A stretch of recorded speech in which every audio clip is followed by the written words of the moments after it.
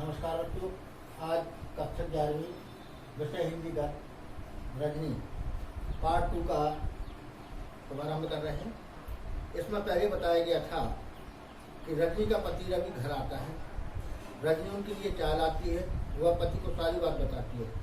इस पर रवि उसे समझाते हैं कि अगर मास्टर लोग ट्यूशन का धंधा करते हैं तो इस चीज़ से क्या परेशानी। उसका बेटा तो अभी पढ़ नहीं रहा है। इस पर रजनी भड़क उठती है। वह कहती है, देखो तुम फिर मुझे गुस्सा दिला रहे हो। रवि, गलती करने वाला है तो गुनाहगार, पर बर्दाश्त करने वाला भी कम गुनाहगार नहीं होता। जैसे लीला बहन और कांति भाई और हजारों माँ बाप, लेकिन सबसे बड़ा गुनाहगार तो वह है जो चारों तरफ अन्याय, अत्याचार और तरह की धारियों को देखकर भी चुप रहता। जैसे तुम नकल उतारती हो, हमें क्या करना है, हमने कोई ठेका ले रखा है दुनिया का।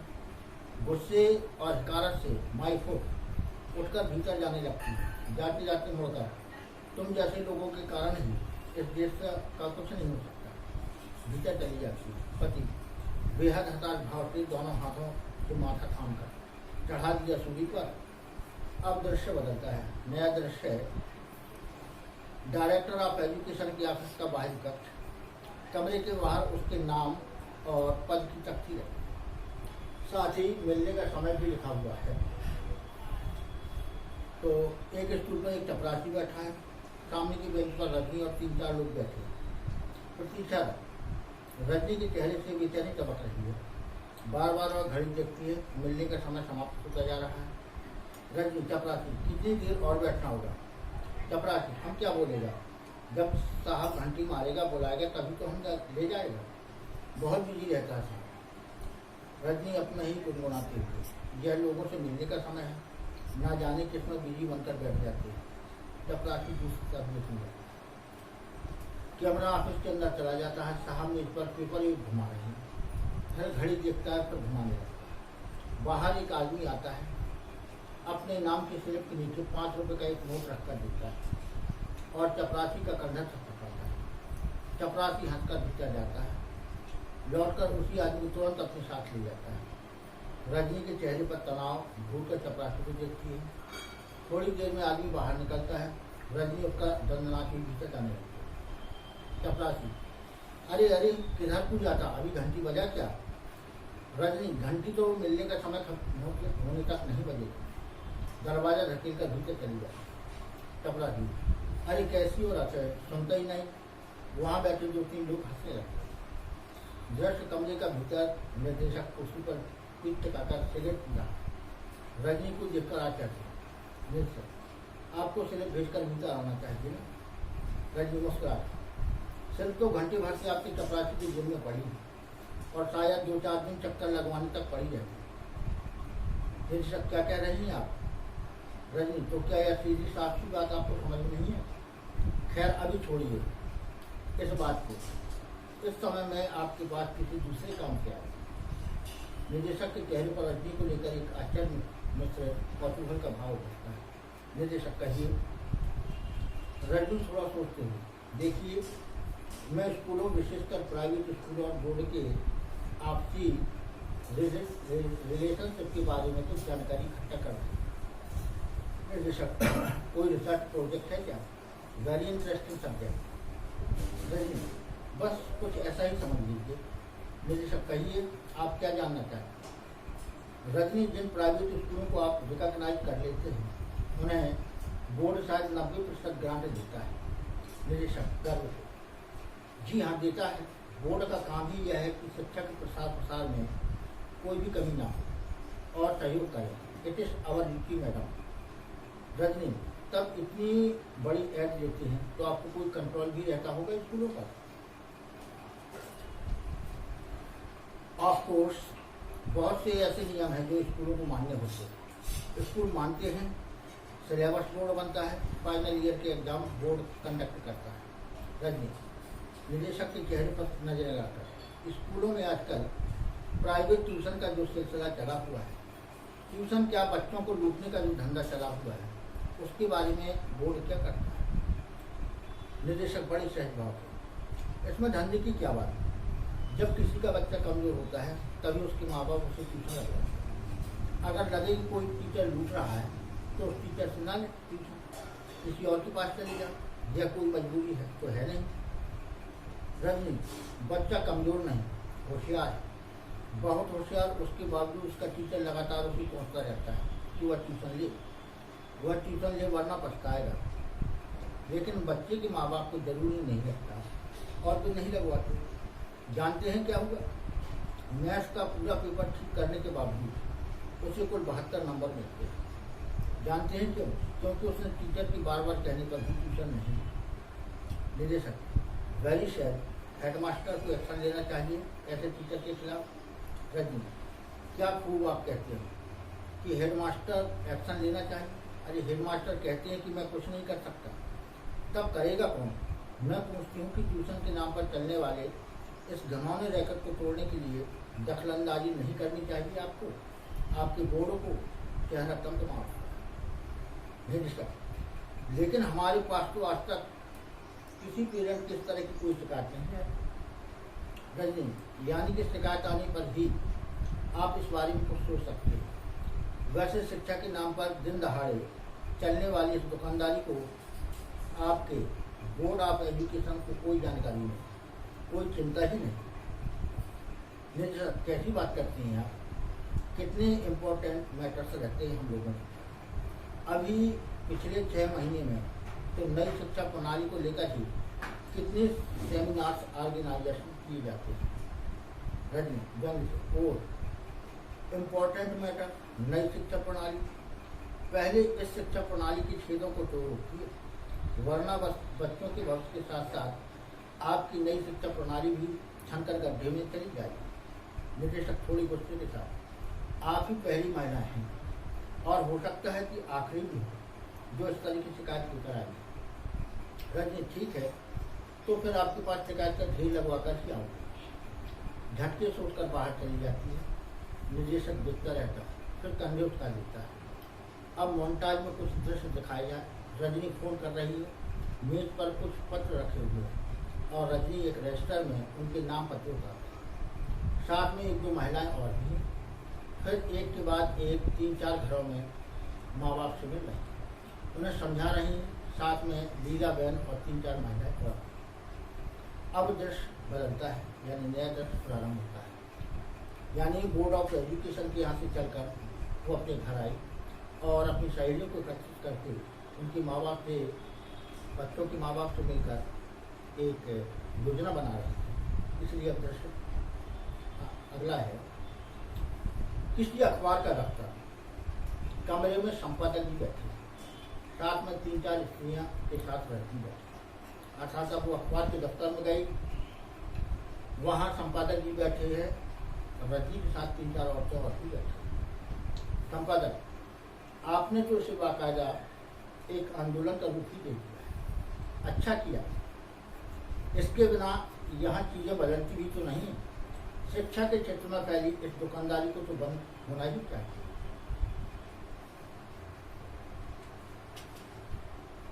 रजनी एकाएक जोश में आकर, आप भी महसूस करते हैं ना ऐसा? तो फिर साथ दीजिए हमारा। अखबार यदि किसी स्त्री को उठा ले और लगातार उस पर चोट करता रहे तो आज थोड़े से लोगों की बात नहीं रहे।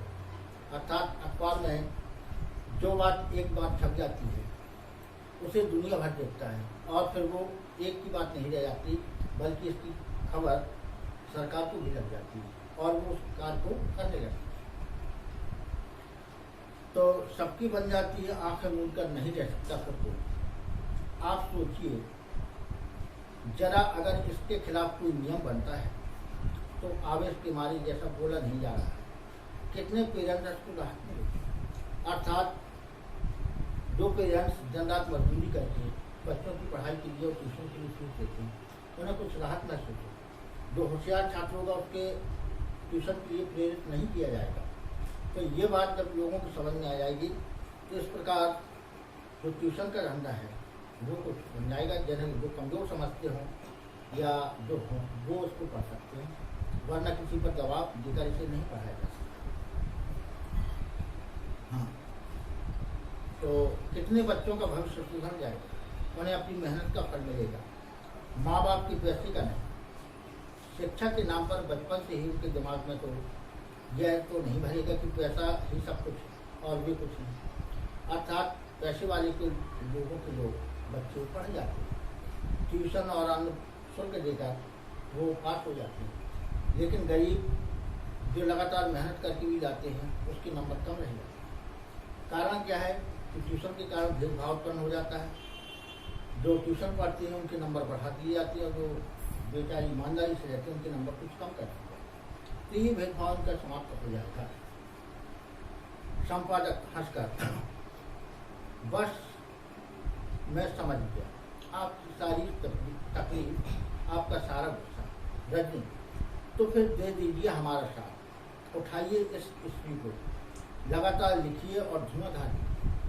रजनी ने कहा कि इसके बारे में आप खुद लिखिए, चारों तरफ जब ये चर्चा फैल जाएगी तो इस पर सुनाइए।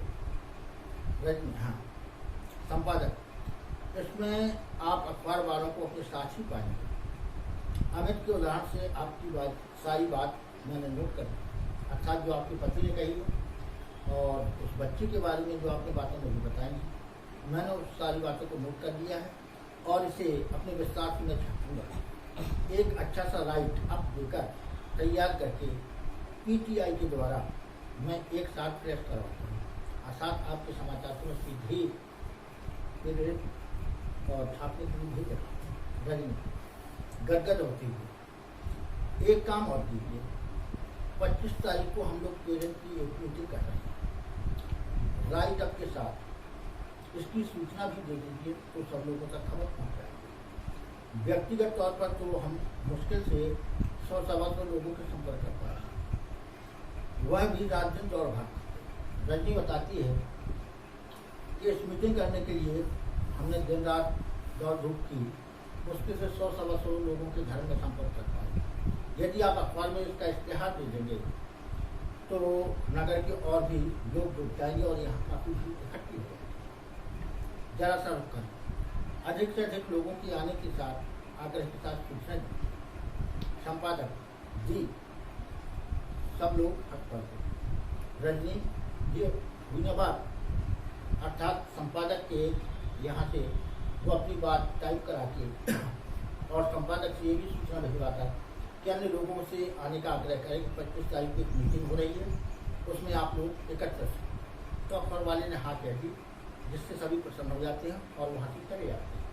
अब इसके बाद नया दृश्य प्रारंभ होता है। मीटिंग का एक स्थान, बाहर कपड़े का बैनर लगा हुआ है, बड़ी संख्या में लोग आ रहे हैं और भीतर जा रहे हैं। लोग खुश हैं, लोगों में जोश है, विरोध और विद्रोह का पूरा माहौल बना। अर्थात उन्होंने जो मीटिंग की, बाहर एक बोर्ड लगाया, बैनर जो लगवाया उनका, इसके बाद दूर दूर से लोग आ रहे हैं, खुश है कि चलो हमारे बच्चों का भविष्य सुधरेगा। इस कारण और कुछ लोगों में क्रोध भी ट्यूशन के खिलाफ। दृश्य कटकर अंदर चला जाता है, हाल भरा हुआ है, एक और प्रेस वाले बैठे हैं, इसे बाकायदा फोकस करना है। एक महिला माइक पर से उतर कर नीचे आती है, हाल में तालियों की गड़गड़ाहट। अब मंच से उठकर रजनी माइक पर आती है, पहली पंक्ति में ही अर्थात उन्होंने मीटिंग हॉल का नज़ारा प्रस्तुत किया तो कुर्सियाँ भरी पड़ी हुई हैं जिन पर बहुत से लोग बैठे हुए और पूरा हॉल लोगों से भरा हुआ है। वहीं पर अगली पंक्ति में रजनी के पति बैठे हुए जो कि इसके खिलाफ था। अब जब संपूर्ण समुदाय इकट्ठा होता है, एक और प्रेस वाले बैठे हुए हैं जो प्रत्येक बात को नोट करने के लिए। अचानक अब रजनी उठकर माइक पर आती है और कुछ कहती है कि बहनों और भाइयों, इतनी बड़ी संख्या में आपकी उपस्थिति और जोशी बता रहा है कि अब हमारी मंजिल दूर है, अर्थात हम अपनी मंजिल को प्राप्त कर रहे हैं। इन 2 महीनों में लोगों से मिलने पर इस समस्या के कई पहलू हमारे सामने हैं। अर्थात मैं घर घर जाकर उनकी समस्याओं को हमने पूछा तो हमें बहुत सी समस्या मालूम पड़ी कि क्या होना चाहिए। कुछ आप अभी भी कुछ बताएंगे और यहाँ कुछ सुनेंगे। कुछ कुछ रुककर यह भी सामने आया है कि बहुत से बच्चों के लिए ट्यूशन जरूरी भी है। माँ इस लायक नहीं होती कि अपने बच्चों को पढ़ा सके और पिता जरा रुककर जैसे वे घर की और किसी काम में जरा भी मदद नहीं करते, बच्चों को भी नहीं पढ़ा। अर्थात कुछ परिवार ऐसे हैं जो दिन भर मजदूरी करके अपना और परिवार का पेट चलाते हैं। उनके पास इतने पैसे नहीं होते कि वो बच्चों को पढ़ा सकें, क्योंकि फीस भी ज़्यादा और ट्यूशन के लिए उनके पास पैसे नहीं। तो ठहाका कैमरा उसके पति पर भी जाए, तब कमज़ोर बच्चों के लिए ट्यूशन जरूरी भी हो जाए। रुककर बड़ा अच्छा लगा जब टीचर्स की ओर से भी एक प्रश्न ने आकर बताया कि कई प्राइवेट स्कूलों में तो उन्हें इतनी कम तनख्वाह मिलती है कि ट्यूशन ना करें तो उनको गुजारा है। बोले इस सभा में एक टीचर भी आया हुआ है, वह भी अपनी मजबूरी बता रहा है कि प्राइवेट स्कूलों में इतना कम वेतन मिलता है कि यदि वो ट्यूशन ना करे तो उसके जीवन का भरण पोषण का गुजारा नहीं। तो ऐसे स्कूलों पर भी निर्देश दिए जाए जिसके कारण उन्हें इतना वेतन मिल सके, कम से कम वो अपना भरण का गुजारा कर सकें और ट्यूशन उनके लिए आवश्यक ना। कई जगह तो ऐसा भी है कि कम तनख्वाह देकर ज़्यादा पर दर्शित करवा जाती है। यानी कुछ विद्यालय में ऐसा है कि तनख्वाह तो कम देते हैं लेकिन उनसे ज़्यादा रुपयों पर दर्शित करवा जाती है। सपोज कि जैसे कोई 1000 रुपये लेकर 10,000 पर दर्शित करवा, लेकिन मजबूरी में उस अध्यापक को उस पर दर्शित करने पड़ते हैं क्योंकि मजबूरी। तो ऐसे टीचर से मेरा अनुरोध है कि वे संगठित होकर एक आंदोलन चलाएं और इस अन्याय का पर्दाफाश करें। तो रजनी गुजारिश करती है कि ऐसे टीचर्स लोग इकट्ठे मिलकर एक संगठन में और आंदोलन चलाएं कि हम कम से कम हमें इतना वेतन दिया जाए कि हमारा भरण पोषण हो सके, हमारा शोषण न हो। जब इसके विरुद्ध वे भी आंदोलन चलाएंगे तो उनकी भी सुनवाई हो सकती है।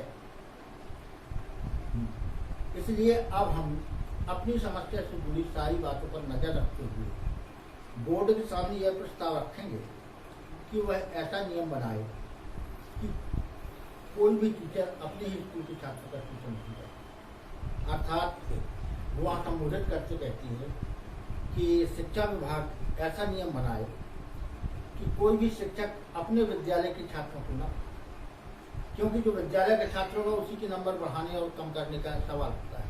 दूसरे विद्यालय के बच्चों को पढ़ाने से ना तो वो नंबर कम कर सकता है ना उसके बढ़ा सकता। इसलिए बोर्ड को ऐसा नियम बनाना चाहिए कि जिस विद्यालय में अध्यापक कार्य करता है उस विद्यालय के छात्रों को वो नहीं पढ़ा सकता या ट्यूशन नहीं दे सकता। तो ऐसी स्थिति में बच्चों के साथ जोर जबरदस्ती करने, उनके नंबर काटने की गंदी हरकत अपनी अपनी। कहने का तात्पर्य यह है कि जब उस विद्यालय का छात्र नहीं होगा जहाँ वो अध्यापक पढ़ा रहा है तो वो उनकी कापियों में नंबर का भेदभाव नहीं कर सकता। क्यों? जब उस विद्यालय के छात्र उसके यहाँ नहीं पढ़ेंगे तो किसका नंबर बढ़ाएगा? दूसरे विद्यालय के छात्रों का वो नंबर बढ़ा नहीं सकता। इसलिए बोर्ड को ऐसा नियम बनाना चाहिए कि अध्यापक जिस विद्यालय में काम करता है उस विद्यालय के छात्रों को ट्यूशन नहीं पढ़ा। साथ ही यह भी हो कि इस नियम को तोड़ने वाले टीचर्स के खिलाफ सख्त से सख्त कार्रवाई की। अर्थात इतना सब होने पर भी जो टीचर्स इस नियम को तोड़े उसके प्रति कड़ी कानूनी कार्रवाई की जाए, जिसके देखकर अन्य टीचर्स उसका अनुकरण न कर सकें। अब आप लोग अपनी राय दीजिए। सारा हाल इम्प्रूव्ड की आवाज़ों और तालियों की गड़गड़ाहट से सुन। ये दृश्य समाप्त होता है। अब अंतिम दृश्य है रजनी का फ्लैट। सवेरे का समय है, कमरे में पति अखबार पढ़ रहा है। पहला पृष्ठ पलटते ही रजनी की तस्वीर दिखाई दी। अर्थात जब अखबार खुला तो पहले ही पृष्ठ पर उसकी पत्नी की तस्वीर थी। जल्दी जल्दी पढ़ता है, फिर एकदम चिल्लाता है, पति, अरे रजनी रजनी सुनो तो, बोर्ड ने तुम लोगों का प्रस्ताव क्यों का क्यों स्वीकार कर दिया। अर्थात शिक्षा विभाग ने जो आपने प्रस्ताव जैसे जैसे दिया था वैसे ही उन्होंने स्वीकार कर दिया, उसमें जरा भी परिवर्तन नहीं किया है। रजनी भीतर से दौड़ती हुई आती है, अखबार छीनकर जल्दी जल्दी बढ़ती है। चेहरे पर संतोष, प्रसन्नता और अपार को इच्छा की स्तुति। मैं तो कहती हूँ कि अगर डटकर मुकाबला किया जाए तो कौन सा ऐसा अन्याय है जिसकी धज्जी न मिटी। रजनी कहती कि यदि मनुष्य ठान ले कि मुझे इसके प्रति आंदोलन करना है, इसके विरोध करना है, तो ऐसा कोई भी चीज़ नहीं है जिसका हम विरोध नहीं कर सकते और उसको सरकार को मानने के लिए दबाव नहीं बना सकते। पति मुग्ध भाव से उसे देखते हो। I am proud of Rajni, really really I am very proud of you. Rajni मुस्कुराते हुए 2 महीने तक लगातार मेरी धज्जे बिखेरने के बाद, अर्थात 2 महीने तक आप मुझे डांटते रहे कि आप क्यों कर रही हैं, तुम्हारा बच्चा तो नहीं पढ़ रहा है, तो दूसरे के बच्चों के लिए तुम्हें क्या करना चाहिए। ऐसा कह के मेरी बात बात का आपने विरोध किया दोनों हाथ से, लीला बहन, कांति भाई और अमित कपूर। और उसी समय लीला बहन, कांति भाई और अमित अचानक उनके घर में प्रवेश करते। लीला बहन, उस दिन तुम्हारी जो रसमलाई रह गई थी वह आज, जो तुमने अमित के पास होने के लिए रसमलाई मंगाई थी उस दिन मैं नहीं खा पाई, वह आज मंगाओ। कांति भाई, और सबके हिस्से की तुम ही खाओ। कांति भाई कहते हैं कि सब लोगों की मिलकर इन्हीं को मिठाई दे दो तो ये रसमलाई खाएं और अपना मुंह मीठा करें। अमित दौड़कर अपने हाथ से उसे रसमलाई खिलाने जाता है, पर रजनी उसे अमित के मुंह में खिलाती। यानी अमित जो कि छात्र था जिसका 72 नंबर आए थे, वो दौड़कर रजनी को मिठाई खिलाने के लिए जाता है, लेकिन रजनी उसके हाथ से मिठाई छीनकर उसके मुंह में खिलाती। सब हंसते हैं, हंसी के साथ ही धीरे धीरे दृश्य समाप्त होते हैं। इस प्रकार लेखक ने ट्यूशन की जो प्रवृत्तियाँ फैली हुई थी समाज में, उनका अंतर्विरोध करने के लिए प्रेरित किया है। और अब ये पाठ यही समाप्त होता है। मुझे आज्ञा दीजिए। नमस्कार।